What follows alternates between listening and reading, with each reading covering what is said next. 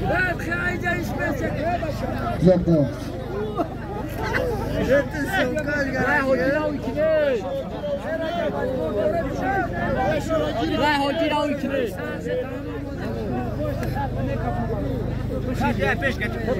تا کپ، یک تا زیر اسب، یک تا قالین کاری کلان از نام ضیاءالدین از جماعت صغردشت. یک تا کمپلیت نقره، یک تا کپ، یک تا زیر اسب، یک تا قالین کاری کلان، یک تا خلادیل برای بالا بگذرانی. برای بالا یک تا خلادیل، یک تا کمپلیت نقره، یک تا کپ، یک تا زین اسب، یک قالین کاری کلان از نام ضیاءالدین از صغردشت برای بالا میگذرانی. جای اول است یکی احمد از جماعت صغردشت ای صدیقه.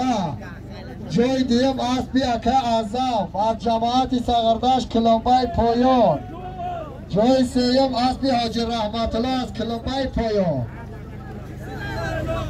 باز در دست سعدی چواندو از جماعت صغردشت. اصلی اکی نظر حرکت چوانداز، یک تا خلادیل، یک تا کمپلیت نقره، یک تا کپ، یک تا زین اسب، یک قالین کاری کلان.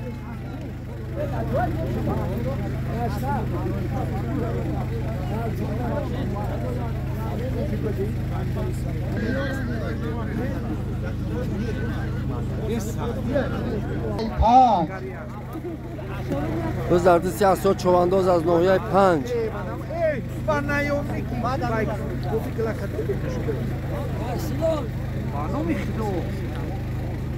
اسا چوانداز برآمد خوب کرد، ملادیس.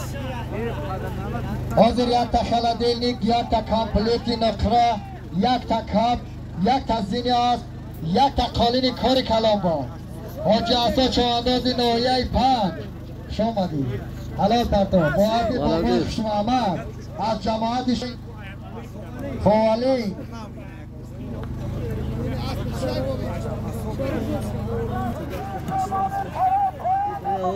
اسا چوانداز جورای نه خلادیل که سلیمان پرتو ملادیس.